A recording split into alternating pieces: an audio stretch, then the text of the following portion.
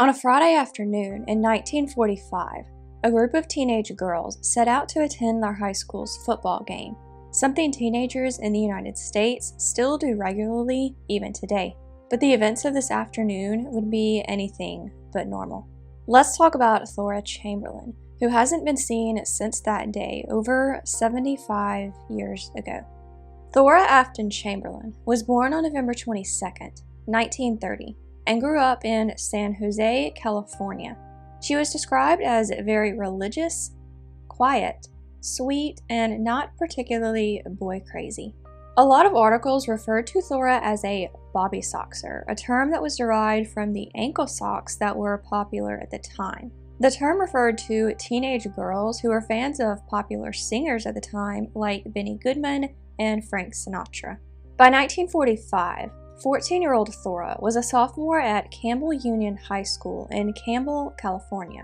On the afternoon of Friday, November 2nd, Thora left school just after 3 p.m. with a group of her friends. The group was headed to the school's football game, and Thora was wearing red and blue socks to support her team. Unfortunately, she would never make it to the game. As they were leaving, a man pulled up to the curb by the school in a black sedan. He called some of the girls over, saying he needed someone to babysit his sister's children for about half an hour. The man was wearing a Navy uniform, something that could have made him appear more trustworthy, but most of the girls were reluctant to take him up on his offer. But Thora said she would be happy to do it. She climbed in the car and asked her friends to save a seat for her at the game. They drove off, and Thora has never been seen again. When Thora didn't come home that night, her parents and the police started looking for her. Investigators also interviewed a witness in nearby Saratoga who said she saw a car speeding down the road around 3:30 p.m. the day Thora was last seen.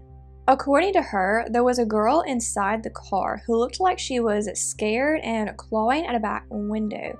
But despite this lead and extensive searches, nothing was found at first. About 2 weeks into the investigation, the FBI got involved. It was an FBI agent who brought up the name Henry McMonigle. A former bus driver from Illinois, McMonigle had served prison time in his home state for attempted rape. He'd also allegedly assaulted a teenage girl in San Mateo County, where he now lived, earlier that year.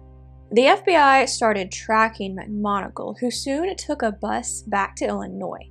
He returned to California on December 6th, and on the bus he was traveling on, he attempted to take his own life by ingesting sleeping pills. He recovered from this, and after being discharged from the hospital, he was interviewed by police. During these interviews, McMonigle confessed to killing Thora. According to him, after kidnapping her, he drove them to Santa Cruz via Highway 17, then kept going about 70 miles north up Highway 1. Then he shot her and threw her body down a 300-foot cliff at Devil's Slide. He also admitted that the Navy uniform he'd been wearing at the time had been stolen a few weeks before the murder. On December 14th and 15th, investigators searched the cliff McMonigle said he'd thrown Thora's body over. They found a piece of red cloth resembling the skirt she'd been wearing when she went missing, as well as a piece of yellow cloth resembling her ribbon. Red and blue socks were also found wedged into the cliff about 3/4 of the way down. Those socks were later identified as Thora's. McMonigle had claimed that when he shot Thora, the bullet passed through her and got stuck in the car door. Then he'd ripped out the upholstery, now stained with her blood, and buried it in the construction yard where he worked at the time. He said he'd buried the bullet under a tree. Investigators found the bullet under the tree where he said he'd buried it, and upholstery stained with blood was found at the construction yard, just where he said it would be. Also at the construction yard were several more items of Thora's, including her shoes, her school books, her binder, and a cowbell she was planning on using at the football game. They also found a gun that matched the one McMonigle said he shot Thora with. After these items were found, McMonigle started to change his story. First, he said he'd actually choked Thora to death. Later, he said that he stabbed her, that he buried her body in a drainage ditch, or even that he didn't kill her at all, that she died accidentally when she fell out of his car. But the first story he'd told police was the one most consistent with the evidence. Thora's friends identified McMonigle in a lineup as well as through photos. After this, he was arrested and charged with kidnapping and murder. His trial began on July 31st, 1946. He pled not guilty by reason of insanity. At the trial, prosecutors said McMonigle had killed Thora after she refused his sexual advances, and that he may have raped or at least tried to rape her. McMonigle claimed Thora's death was an accident, that she'd fallen out of his car, and that he'd buried her body along the road. But the jury didn't buy this. On February 20th, 1946, he was convicted of first-degree murder after the jury deliberated for less than an hour. The following month, he was sentenced to death. According to ExecutedToday.com, McMonigle was one of the first people in the United States to be convicted of murder without a body.